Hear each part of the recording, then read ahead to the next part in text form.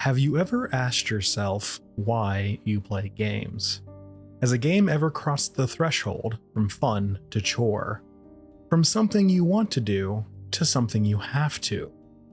You tell yourself one more run, one more match, one more login, and before you know it, you're not even sure if you're having fun anymore.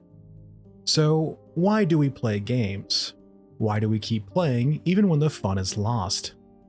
It's a simple question, but deceptive, because the answer isn't about games. It's how we chase rewards, how we define progress, what we consider fun, and ultimately, what motivates us. A myriad of different ways are used to accomplish this, whether consciously or subconsciously. And many have moved on from simply being just fun, for better or for worse. In this video, I'll cover some of these systems games use to engage players, from healthy motivations like mastery and creativity, to darker loops built upon compulsion and habit. But for now, let's start with what many of you are probably thinking. I just want games to be fun. Fun, the most obvious reason why people play games. They're entertainment, and there's nothing wrong with that. There's nothing wrong with treating entertainment to be just that, something to be consumed and to move on from. But what exactly is fun? How do you define it? At its simplest, fun is a reward. It is a psychological reinforcement. It doesn't exist on its own. It's your brain rewarding behavior it sees as beneficial. The feeling of fun is that reward. Ultimately, this is all about learning. Though, over time, as these lessons are mastered and the novel becomes the mundane, the reward wanes, and such is mirrored in many games. The joy of a new game growing dimmer by the hour, until it just doesn't feel fun anymore. The novelty is now gone, the brain has turned off the reward. And for entertainment, this all works well. You pay for an experience, you explore it, you learn, you're rewarded, and once your brain deems you have learned all there is, experienced all there is, the reward dwindles, the fun stops, and you move on. Over time, the science of why has gone deeper, searching for ways to engage players on a more fundamental level, something less fleeting, something that finds an audience and holds on to them. And few systems embody that better than the games built on mastery. Mastery, or skill expression, is the most foundational way of sustaining interest within a game. As you learn how to play the game and become better at it, whether this might be mechanical, like how well you can control a character, or strategic, as in learning how different elements of a game interact with each other, you become better at it, more efficient. You encounter obstacles, learn, and overcome those obstacles. Breaking this down just a bit, we have the two primary forms of mastery: player versus player, and player versus environment. Now, both of these have their own pros and cons, but in the case of this video, we're only interested in the motivations they provide players. In the case of player versus player, they have one of the most natural and easiest forms of mastery to introduce into their game, that being mastery over others. Simply put, it's competition, an instinct as old as survival itself, proving strength through success. It's only natural for your brain to reward winning here. You have shown that you are better than others. You deserve the rewards the game gives you for your success, and potentially the punishments for when you don't. Player versus player also has a distinct advantage over player versus environment. It's self-evolving, or for those who view it negatively, it's a rat race, an endless cycle of players attempting to outcompete each other, but it offers endless variations of difficulties and scenarios, one that PvE could only dream to mimic. It is why, for this reason, so many of the games that reside permanently atop the Steam charts rely upon this. The modern gamer consumes content at such a speed that no developer could ever hope to keep up, and so what better way to engage you than an obstacle they do not have to program? but merely have to place in front of you. Player versus environment, on the other hand, is an entirely different beast. Every obstacle has to be designed, thought of, programmed. Sure, there are emergent systems that can provide endless variations, but those have to be built, tuned, and maintained. Even then, many can find certain PvE games utterly unapproachable, the learning curve too difficult, the early rewards too scarce, the motivation fading before it even has a chance to take root. Yet, in exchange, what player versus environment offers is something that player against player can never achieve: meaningful narratives, tightly controlled pacing, and well thought out reward structures. The chaos of PvP gives it endless variation, but it also undermines these powerful tools for elevating the medium. These two designs are so contrary to each other that many games that try and embody both constantly run into conflict. The eternal push and pull of chaos and order, evolution and stagnancy. However, one element shared between the two is that they are both forms of personal mastery.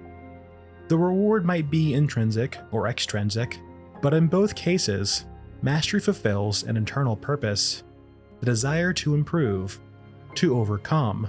But what happens when that purpose shifts? When improvement is no longer enough, the mastery stops being about growth and becomes about validation. In comes the kicker to both PvP and PvE. Something that's always existed, but is now more prevalent than ever: social mastery. And you might be saying, this has always existed. Humans are social animals. There has always been the social element of games. And while that is true, something has changed. Before, it was ancillary, a byproduct of mastery. Acquiring a piece of loot from a raid in World of Warcraft was to make your character better, to push content. It was a status symbol of you completing that content. It gave you clout, social notoriety, but it was not its fundamental purpose. For PvP, this was also the case. In original shooters like Counter-Strike 1.6, ranks didn't exist. They were not gamified. You played these games for their experiences and for fun, and if you engaged in environments like scrimmages or LANs, you did well, you won, you would gain notoriety. But once again, this was secondary. It was not the goal of the system, it was a byproduct. Now, this element has been gamified, creating its own focused mastery despite it already existing in a much more organic way. You now have leaderboards, ranks, streaming. One could even say this has become more important than the other two masteries, as doesn't everyone want to be recognized for their achievement, elevated to a group above others, feel special?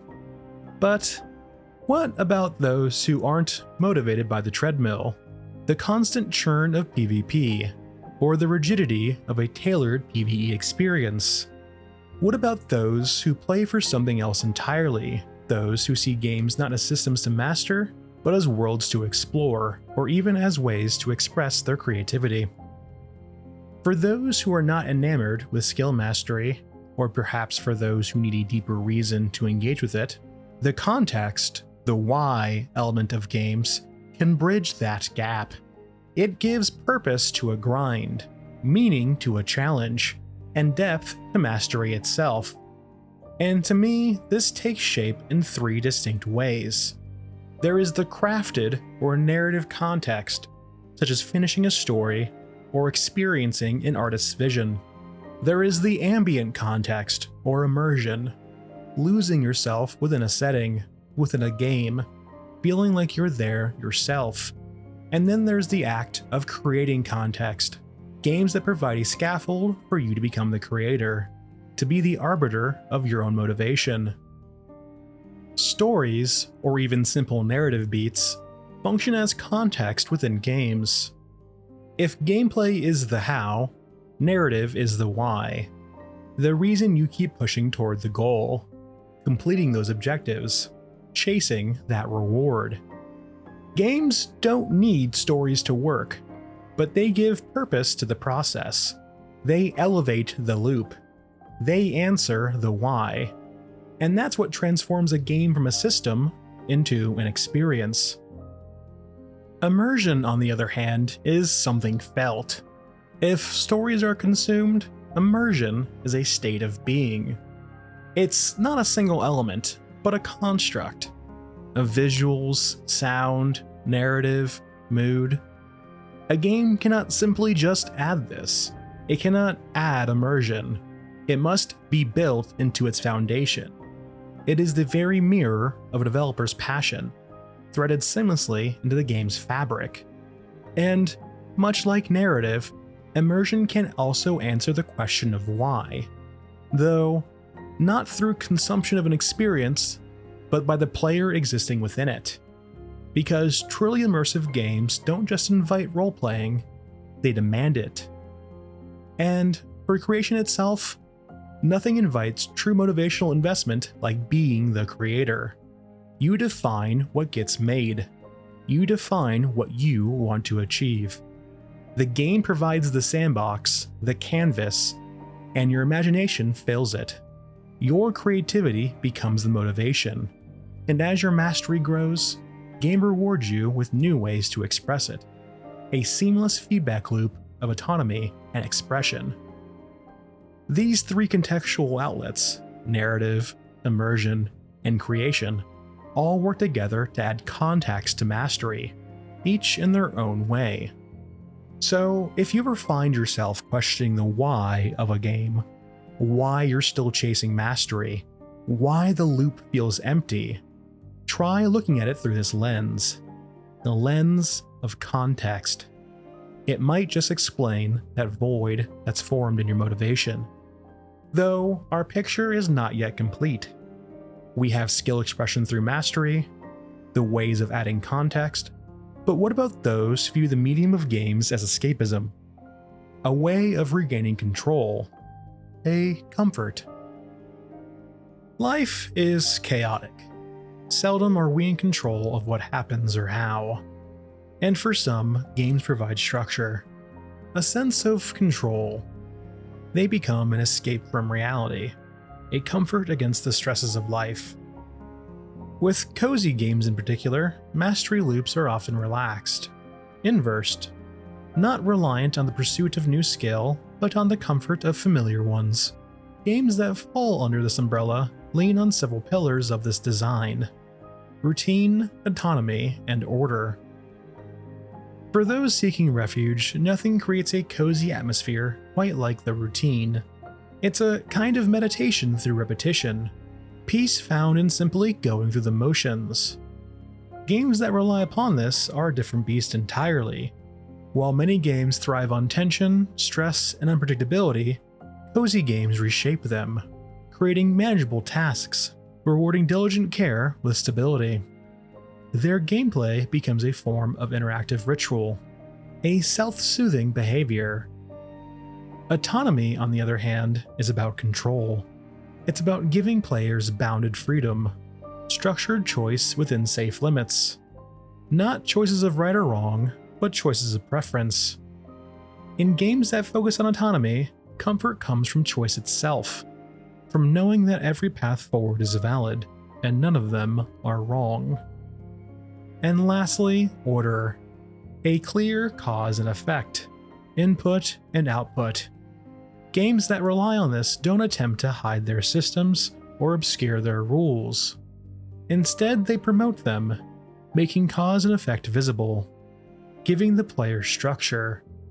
Their only unpredictable elements more immersive than chaotic. If autonomy gives control and routine provides stability, then order gives clarity. It doesn't ask you to decipher, to hedge, or to plan for the worst. It puts everything in front of you and lets you bring it together. All of these, the routine, autonomy, and order, provide a stable foundation for escapist and cozy games. Games not about overcoming obstacles, not games of mastery, but of hobby. Virtual gardening, pet keeping, collectibles, stability against the chaos of life. And in a way, this begins to paint a complete picture. What other motivations could there be for players in games? All of these thus far feeling like matters of preference, not inherently bad or without merit. But now we begin to descend into the gray of motivation, of content and completionism. Content and completionism. Can anyone fault players for wanting to experience all they paid for? All that's offered? When the only side effect of overindulgence is time spent, is this truly a bad thing? After all, isn't content just the obstacles presented to the player? The quests they take? The enemies they overcome? The narrative framework of the game to its conclusion? And isn't completionism just getting all the optional stuff along the way? Here is where the nuance lies. It isn't chronically abused. There are plenty of games where there is an abundance of content, of things to complete, and they feel natural to the game. Even things I personally abhor, like collectibles, can serve a purpose. However, our descent into the gray starts here, where games are rooted at the core to be content farms, completionist treadmills, to move the goalposts over and over again, to prey upon those who desire resolution, completion, to those who want to leave no stone unturned. When used properly, content and completionism can be used to add weight to a journey. The time it took you to overcome the boss, the optional content that unlocked another choice or ending within a game. However, on the other hand, they can add bloat and padding to the experience. You must kill 10 enemies to proceed. You need to collect 100 feathers scattered about the game to complete it. And while seemingly innocuous, the danger is insidious. It begins to change the reason for content in games. Playtime becomes a metric to be fulfilled, and bloat becomes the way of filling it. When what we have covered thus far has been the why of motivation, this is its antithesis, a void of meaning. And this takes us now into the endless abyss, an area where light is not merely absent, it is actively devoured. The true dark side of motivation, compulsion. Here at the bottom, we are now deep within the psychology of how animals, including humans, act. For here is where our weaknesses lie. That despite our consciousness, our ability to choose, we are still driven by instinct, by feelings we often cannot explain, by subconscious drives that influence our behavior. It is here where the predators reside, the chemical reward loops, social pressures of not missing out, the fear of losing your time investment, all serve a function, retention and abuse. The games that reside here, in the depths, do not seek to entertain. They do not seek to inform or convey. They do not exist as a medium of art. At best, these are ancillary, a side effect of their core drive.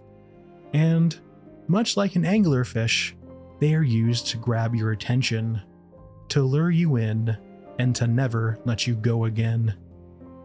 If you have ever felt a game that was a slot machine, providing a constant drip or chase of reward, you have been thrust into a chemical reward loop.